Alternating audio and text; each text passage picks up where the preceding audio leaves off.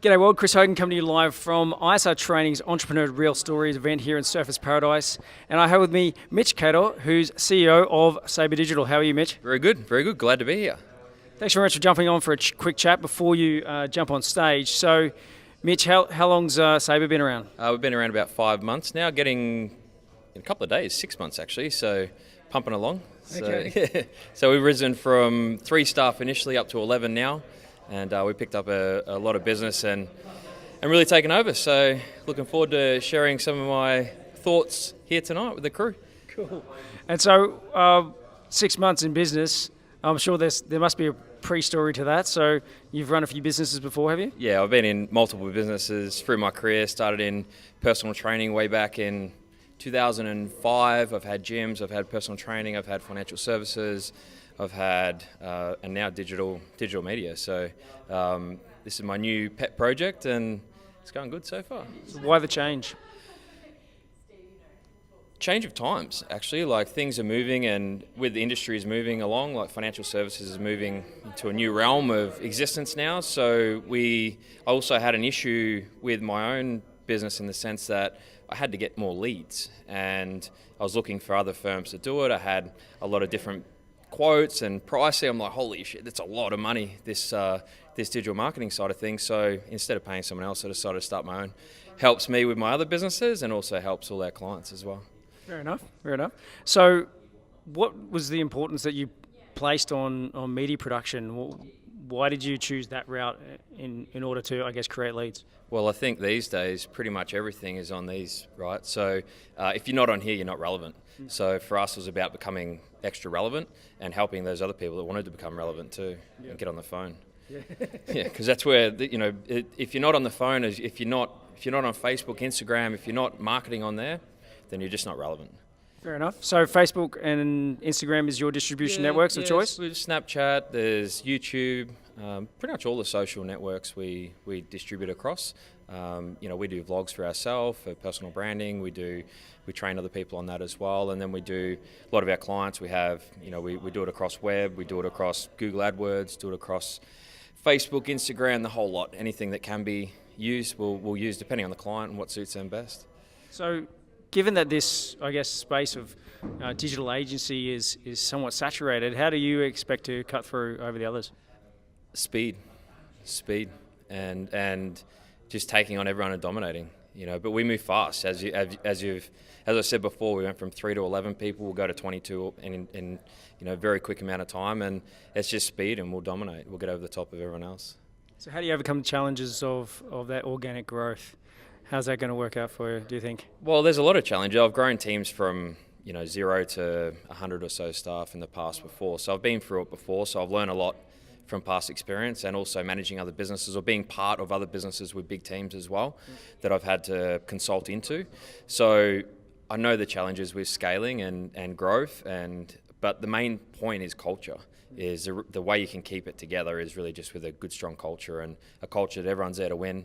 Everyone's there to get on vision and do what we want to do as a company, and that's all our staff at the moment. And any new person that comes along is a culture fit more so than a skill fit. And we can train, we can develop skills, but it's very hard to change someone's personality to fit who we are. Absolutely. And so, do values play out very much there? 100%. We went through our values this morning actually, and it's something we touch on all the time. So.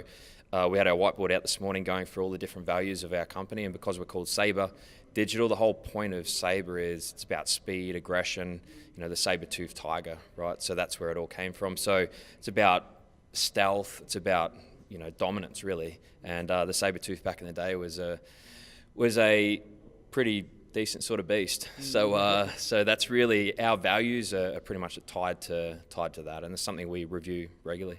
Fair enough. That's great.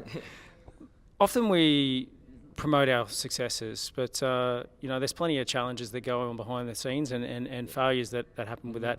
As they're saying, fail fast, which of course we don't want everybody to do, but I think failures teach you more than successes. So have you got any failures that you've had over the years that you've learned a massive lesson from? Man, I've got so many failures I can't even add them up, but without going through and causing myself any pain here and getting in tears, I've had a lot of failures, and pretty much my failures in business, like just recently in the last 2 years, I've tried a mortgage broking business that didn't get off the ground, tried a apparel business that didn't get off the ground. I've tried, multiple other businesses that didn't get off the ground, and you just got to put them away when they're done. They're done, and move on and get on to the next thing. And I don't. My self-worth is not attached to the result of something I try to do. So I try to really separate who I am as a person away from my businesses and my, what I'm trying to achieve outside of me as a human. So. And how do you do that? I think it comes down to mindset. I think it comes down to actually training your mind and understanding how the mind works, just spending time actually developing that skill, because it's something that you have to learn. It's something that you have to, YouTube, podcast, you've got books, all sorts of things to train the mind to understand the ins and outs of how the actual mind works with positivity, negativity, with, all the different aspects of how the mind works. And it's so damn important to train yourself on that. And that's really how I've been able to separate things. And probably one of the biggest analogies I use, and I'll probably use up here today depending on the questioning, but is that I try to think of my life as a book. And if I have a failure, I think of it as a chapter in the book. It's not so I'm writing the book of my life, and it's away from me, it's over there. Did you read Ronda Rousey's book by any chance? No, I didn't. Because she says exactly the same thing. No, I've been saying this since 2005. I was saying, man, back probably 2006, 7, actually during the financial crisis, had a decent sort of failure then. I was running a personal training business. I was making hundreds of thousands a year from that, and then pretty much the arse fell out of it when the financial crisis hit. And, I was laying in bed with my wife, and, she's not doing so well with our circumstances at the time, and always used to say to her back then, it's just going to make a really cool book one day, and she never understood. But anyway, we're here now, and I've been able to get through multiple failures with that same analogy and that same mentality of keeping it separate. Yeah. One of the tricks that people often say that we should, add to our regime of tricks is to have an interest outside of the business. So therefore, you don't identify yourself as just the CEO or founder of the business. So have you ever had an identity outside of the businesses or a pastime or anything like that? Yeah, look, for me, it's staying fit and healthy. And, I wake up early, I feel accomplished before I get to work, because I always try to get in the gym or do some cardio or do something to give me some me time.